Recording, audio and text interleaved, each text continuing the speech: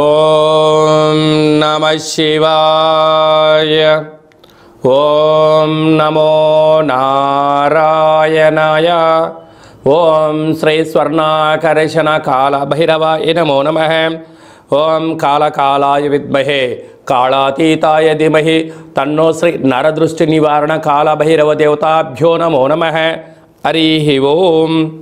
మా ఛానల్కి స్వాగతం. చూస్తున్న వీక్షకులకు, ప్రేక్షకులకు, ప్రియ కాళభైరవ భగవద్ బంధువులకి స్వాగతం పలుకుతూ, మమ్మల్ని ఎంతగానో ఆదరిస్తూ ఉండబడినటువంటి ప్రియ సోదరీమణులకు, సనాతన ధర్మ సంరక్షకులకి అందరికీ కూడా తెలుగు ఉగాది పండుగ శుభాకాంక్షలు. అలాగనే వసంత నవరాత్రుల ప్రారంభోత్సవ అమ్మవారి యొక్క ఆశీస్సులు. ఈ క్రోధినామ సంవత్సరం అంతనూ కూడా అందరికీ శుభం, జయం, లాభం జరగాలని శ్రీ నరదృష్టి నివారణ కాళభైరవ స్వామిని కోరుకుందాం, వేడుకుందాం. కనుక ద్వాదశ రాశుల్లో గ్రహ గమనాలను ఒకసారి వీక్షింపచేద్దాం. మేషరాశిలో బుధుడు మరియు గురు సంచార స్థితి, కన్యరాశిలో కేతు సంచార స్థితి, కుంభరాశిలో కుజుడు మరియు శని సంచార స్థితి, మీనరాశిలో రవి, శుక్ర, రాహు సంచార స్థితితో ఈ విధంగా ఉన్నాయి. ఈ సంవత్సరం రాజు కుజ భగవానుడు. మంగళవారం మనకు ఈ సంవత్సరం ఉగాది పండగ అవ్వడం వలన, రాజు కుజుడు అవ్వడం వలన నిత్యము రాజకీయ నేతలకు, సామాన్యులకు, ప్రతి ఇంట్లో ఉండబడినటువంటి కార్యక్రమ నిర్వహణ చేసే వారందరికీ కూడా అధిక శత్రు ప్రభావం అధికంగా ఉంటుంది. నిత్యము అంతర్గతమైనటువంటి భద్రతా లోపము, రక్షణ శాఖలో, న్యాయశాఖలో, అడ్వకేట్సు, పోలీసు, రక్షణ రంగాలలో వీరితో బాగా విపరీతమైన ఇబ్బందులు ఉండేటువంటి అవకాశాలు ఉన్నాయి. ఈ సంవత్సరము అధికమైనటువంటి వేడి, అధికమైన వర్షాలు, అన్నీ అధికస్యం ఉండేటువంటి పరిస్థితి ఉంటుంది. భానుడు విపరీతమైనటువంటి ఉష్ణోగ్రతను వెదజల్లే పరిస్థితి ఉంటుంది. పర్యావరణము, పరిరక్షణకు దూరం అయ్యే పరిస్థితి చాలా అధికంగా ఉంటుంది. అది ఏ కాకుండా మంత్రివర్యులు శని భగవానుడు. శని ఆయుకారకుడు అవ్వడం వలన శని నక్షత్రాలు 3 నక్షత్రాలు. పుష్యమి నక్షత్రము కర్కాటక రాశిలో ఉండడము, కర్కాటక రాశికి ప్రస్తుత కాలమాన ప్రకారంగా అష్టమ స్థాన శని సంచార స్థితి. 2వ నక్షత్రము అనురాధ నక్షత్రము. ఈ నక్షత్రము వృశ్చిక రాశిలో ఉండడము అర్ధాష్టమ శని సంచార స్థితి. 3వ నక్షత్రము ఉత్తరాభాద్ర నక్షత్రము మీనరాశిలో ఉంటుంది. మీనరాశికి కూడా ఏళ్ళనాటి శని యొక్క ప్రభావము. అంటే శని భగవానుని యొక్క తీవ్రత ఈ సంవత్సరము చాలా అధికంగా ఉంటుంది. మంత్రివర్యులు అవ్వడం వలన రాజు ఆజ్ఞాపిస్తాడు, మంత్రి పరిపాలన అధ్యక్షత నిర్వహణ చూస్తాడు. కనుక ఈ సంవత్సరము అనేక రకాలమైనటువంటి వ్యాధులు, ఇబ్బందులు, చోర భయం, తస్కరణ భయం, నదీ ప్రయాణాలు, అగ్ని ప్రమాదాలు, అనేకమైనటువంటి స్వయం కృప అపరాధంతో జరిగే పరిస్థితి చాలా అధికంగా ఉంటుంది. కనుక ఇలాంటి కాల సమయంలో ఈ సంవత్సరం అంతనూ కూడా శని భగవానుని యొక్క ఆశీస్సులు, మంత్రి ఆశీస్సులు మనకు కలగాలి అన్నట్లయితే ప్రధానంగా ఒక వ్యక్తి తన ఎంత బరువు అయితే ఉంటాడో అంత బరువు కలిగినటువంటి ఉప్పును తులాభారంగా చేసుకొని, ఆ ఉప్పును శివలింగ ఆకారంగా ఏర్పాటు చేసుకొని, రుద్రుడి యొక్క నమ్మకాన్ని, శని యొక్క మూలమంత్రాన్ని సంపుటీకరణ చేసుకుంటూ జలంతో ఆ యొక్క శివలింగానికి, అంటే ఉప్పుతో చేసిన శివలింగానికి అభిషేకం చేసుకోవడం వలన నీటితోనే ఉప్పు మరణిస్తుంది, నీటితోనే తయారవుతుంది. కనుక సమస్యలు సమసిపోతాయని చెప్పి గమనించాలి. ఈ ఒక్క చిన్న రెమెడీ కార్యక్రమం చేసుకుందాం. శని భగవాన్ యొక్క ఆశీస్సులు పొందుదాం. శ్రీ క్రోధినామ సంవత్సరంలో అందరము ప్రశాంత, సుఖవంతమైన, ఆనందకరమైన, ఆరోగ్యకరమైనటువంటి జీవితాన్ని పొందుదాం. మీనరాశి వారికి తెలుగు ఉగాది పండగ దగ్గర నుంచి ఎలా ఉండబోతుందో ఈ వీడియోలో సవివరంగా, సంపూర్ణంగా తెలుసుకుందాం. మీనరాశిలో ఏ నక్షత్రాలు వస్తాయి అనగా, పూర్వాభాద్ర నక్షత్రంలోని చివరి పాదమైన 4వ పాదము, ఉత్తరాభాద్ర నక్షత్రంలోని 4 పాదాలు, రేవతి నక్షత్రంలోని 4 పాదాలు కలిపితే మీనరాశి అవ్వడం జరుగుతుంది. అలాగనే చాలామందికి పుట్టినటువంటి కాల సమయంలో డేట్ ఆఫ్ బర్త్లో లేనటువంటి కారణం వలన పేరు యొక్క మొదటి అక్షరాన్ని అనుసరిస్తూ రాశిని తెలుసుకునే ప్రయత్నం చేద్దాం. ది, దుమ్, షం, జా, ధా, దే, దో, చా, చి అక్షరాల వారందరూ కూడా మీనరాశి జాతకులే. మీనరాశి యొక్క అధిపతి దేవగురు బృహస్పతి. వీరికి ఒకవైపు ఏళ్లనాటి శని, రాశిలోనే రాహు సంచార స్థితి, రాశిలోనే రవిశుక్ర సంచార స్థితి, 2వ స్థానంలో బుధగురు సంచార స్థితి, సప్తమంలో కేతు, వ్యయంలో కుజశని సంచార స్థితి ఉండడం వలన కుజదోషము, ఏలనాడు శని, రాహు రాశిలోని సంచారం చేయడం వలన స్వయం వృత్తులు, సేవారంగాలు, సాఫ్ట్వేరు, హార్డ్వేరు, గృహ భవన నిర్మాణ కార్యక్రమాలు చేసేటువంటి వారందరూ కూడా, ప్రభుత్వ ఉద్యోగ ప్రయత్నం చేసే వారందరికీ కూడా చాలా మంచి కాలం. కాకపోతే శత్రువులు పొంచి ఉన్నారు, అధికంగా ఉన్నారు. వృత్తులలో, ఉద్యోగాల్లో, వ్యాపారాల్లో అయినంత విజయం మీ సొంతం కాబోతుంది. కాకపోతే ఎక్కువ శాతంగా చోర భయం, రుణ భయం, అగ్ని భయం పొంచి ఉంది. కనుక మీ జన్మ నక్షత్రం రోజున పూర్ణిమ అమావాస్య తిథులయందున ఈ ఎలనాడు శని ఉన్నంత వరకు ముఖ్యమైన పనులను వాయిదా వేసుకుని ఉత్తమోత్తంగా భావించగలగాలి. అలాగా మీరు ఈ సంవత్సరం అంతరంలో విజయం సాధించగలగాలి అన్నట్లయితే మీరు ఎంత బరువు అయితే ఉంటారో అంత బరువు గల ఉప్పును తులాభారంగా చేసుకొని శివలింగాకారంగా ఏర్పాటు చేసుకొని రుద్రుడి యొక్క మంత్రాన్ని, శని భగవాను యొక్క మూలమంత్రాన్ని, రాహు భగవాను యొక్క మూలమంత్రాన్ని సంపుటీకరణ చేసి రుద్రాభిషేకం చేసుకున్నట్లయితే ఉప్పు నీటితోనే పుడుతుంది, నీటితోనే మరణిస్తుంది. కనుక ఇలాంటి సమస్యలని కూడా తొలగిపోయి అద్భుతమైన విజయం మీ సొంతం అవుతుందని చెప్పి గమనించాలి. ఈ సంవత్సరము ఇంకనూ మనం విజయం సాధించగలగాలి అన్నట్లయితే రాజు కుజుడు అవ్వడం వలన మనకు వీలైనంత వరకు ఒక్కొక్క నెలలో 4 మంగళవారాలు ఉంటాయి. అలాగా సంవత్సరానికి 52 మంగళవారాలు మనకు వస్తాయి. కనుక వీలైనంత వరకు మంగళవారం ఉదయం 6 నుండి 7 గంటల వరకు కుజహోర జరుగుతూ ఉంటుంది.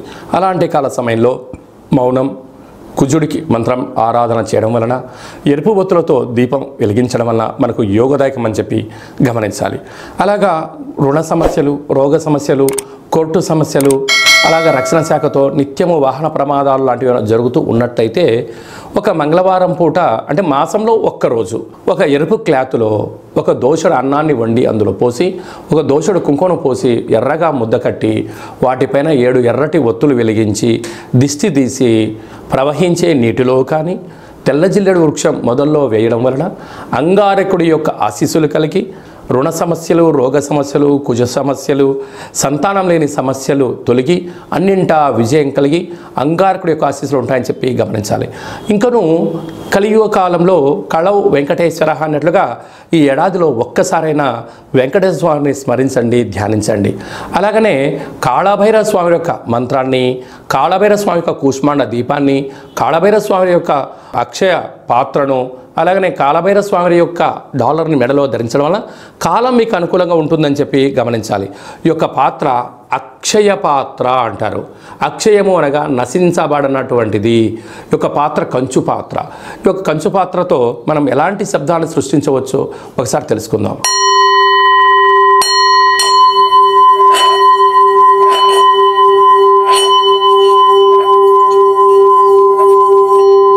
ఈ యొక్క ఓంకార శబ్దాన్ని ప్రతిరోజు ఉదయం స్నానం చేసిన తర్వాత 2 అగరబత్తులు వెలిగించి తిప్పి మీ మనసులో ఏదైతే కోరిక ఉందో 12 సార్లు కోరుకున్నట్లయితే సత్వరమే విజయం మీ సొంతం అవుతుంది. ఇంట్లో ఉండబడినటువంటి నరదృష్టి తొలగిపోవడం, ఇంట్లో ఉండబడిన జ్యేష్ఠాదేవి బయటికి వెళ్ళడం, బయట గ్రామంలో సంచరిస్తూ ఉండబడినటువంటి ధనలక్ష్మీదేవి గళ్ళు గళ్ళు అంటూ మన ఇంటికి వస్తూ సిరుల సంపదకు మనమే కేంద్ర బిందువులు అవుతామని చెప్పి గమనించాలి. ఈ అక్షయపాత్రతో పాటు ఒక కాళభైరవ స్వామి యొక్క పిరమిడు, డాలరు, కంకణము, అలాగే మీకు కాళభైరవ హోమాన్ని మీకోసమే ప్రత్యేకంగా చేయించి మీకు వాట్సాప్ కాల్ ద్వారా ప్రత్యక్ష ప్రసారంగా చూపించి అందజేయడం జరుగుతుంది. కనుక అక్షయ పాత్రను సొంతం చేసుకుందాం. సకల భూత ప్రేత పిచాచ బ్రహ్మర యక్షర యమదూత శాకిని డాకిని గ్రహ దోషాలు తొలగించుకుందాం. తంత్ర ప్రయోగాలకు దూరంగా ఉందాం. ఐశ్వర్యానికి స్వాగతం పలుకుతాం. అదే కాకుండా ఇంకనూ మనం విజయం సాధించగలగాలి అన్నట్లయితే మన యొక్క దేవాలయంలో నిత్యము 4 మంగళవారాలు, 4 శనివారాలు, అష్టమి, పూర్ణిమ, బహుళాష్టమి, అమావాస్య తిథులందున కాళభైరవ హోమం జరుగుతూ ఉంటుంది. కనుక ఆసక్తి గలవారు ఈ కిందనేమని సంప్రదించి మీరు అక్షయపాత్రను సొంతం చేసుకోగలరు. కాళభైరవ పూజా కార్యక్రమంలో కూడా పాల్గొన్నారు. మీ వ్యక్తిగత జాతకం తెలుసుకోవాలనుకుంటున్నారా? మీ పేరు, పుట్టినటువంటి తేదీ, నెల, సంవత్సరం, సమయాన్ని వ్రాసి మీరు పంపించగలిగినట్లయితే 100 సంవత్సరాల జాతకాన్ని సంపూర్ణంగా వ్రాసి పంపించి మీరు పుట్టినప్పుడు గ్రహ గమనాలు ఎలా ఉన్నాయి, ప్రస్తుతం ఎలా ఉన్నాయి, రాబోయే కాలంలో ఎలా ఉండబోతున్నాయో సవివరంగా సంపూర్ణంగా మీకు తెలియజేయడం జరుగుతుంది. అలాగనే చాలామందికి డేట్ ఆఫ్ బర్త్లు లేనటువంటి కారణం వలన మీ పేరు యొక్క మొదటి అక్షరాన్ని అనుసరిస్తూ అలాగనే మీ యొక్క ముఖ కవళికలు ఒక ఫోటో పంపించగలిగినట్లయితే మీ కుడి చేయిని ఎడమ చేయిని ఫోటో తీసి పంపించినట్లయితే హస్త సాముద్రికం ద్వారా కాళభైరవ ఉపాసన చేత రమణ శాస్త్రం ద్వారా గవ్వలు వేసి భూత భవిష్యత్ వర్తమానాన్ని తెలియజేయడం జరుగుతుంది. ఆధ్యాత్మికమైన సలహాలు సూచనలు ఇస్తూ మీరు అన్నింటా విజయం సాధించేంత వరకు మన యొక్క కాళభైరవ స్వామి యొక్క దేవాలయంలో నిత్యము మీ గోత్రనామాలతో అర్చన, అభిషేక, హోమ కార్యక్రమాలు చేయించడం జరుగుతుంది. కనుక ఆసక్తి గలవారు ఈ కింది నెంబర్ని సంప్రదించి వాట్సాప్ ద్వారా కానీ, ఆన్లైన్ ద్వారా కానీ, ఆఫ్లైన్ కానీ సంప్రదించి అపాయింట్మెంట్ తీసుకొని సంప్రదించగలరు. అలాగనే మీ అబ్బాయికి కానీ మీ అమ్మాయికి కానీ ఎంత ప్రయత్నం చేసినా వివాహం కుదుట పడట్లేదా, అనుకున్న సంబంధం రావడం లేదా అనుకున్న పరిస్థితుల్లో అబ్బాయి యొక్క జాతకంలో ఎలాంటి యోగాలు ఉన్నాయి, ఎలాంటి దోషాలు ఉన్నాయి, ఎలాంటి అమ్మాయిని కానీ ఎలాంటి అబ్బాయిని తెచ్చుకోవడంలో యోగాలు కలుగుతున్నాయో మీకు సవివరంగా గ్రహమైత్రి జాతి ఆ యొక్క పాదాలను సవివరంగా కూడా తెలియజేయడం జరుగుతుంది. అలాగే తరచూ భార్యాభర్తలు ఇంట్లో గొడవ పడుతున్నారా, ఎందుకు గొడవ పడుతున్నారు, వారి యొక్క పేర్లో ఏమైనా స్వల్పమైన మార్పులు చేయాలా, అలా తినే ఆహారంలో కానీ, వేసుకునే వస్త్రాల్లో కానీ ఇంట్లో స్వల్పమైనటువంటి మంత్ర సాధన వల్ల చేయడం వలన ఆ భార్యాభర్తలు పార్వతీ పరమేశ్వరుల రూపంగా ఆ జన్మాంతము ఆయురారోగ్యాలు ఉండడానికి సలహాలు సూచనలు కూడా ఇవ్వడం జరుగుతుంది. మీకు అబ్బాయి కానీ అమ్మాయి కానీ పుట్టినట్టయితే వారి యొక్క పేర్లు తిథి ప్రకారంగా, వారం ప్రకారంగా, నక్షత్ర ప్రకారంగా ఎలాంటి ఆధ్యాత్మిక నామాలు పెట్టుకోవాలో కూడా మీకు తెలియజేయడం జరుగుతుంది. అందరికీ ఈ క్రోధినామ సంవత్సరంలో సర్వత్రా శుభం, జయం, లాభం జరగాలని కోరుకుంటూ ఆశీర్వచనం.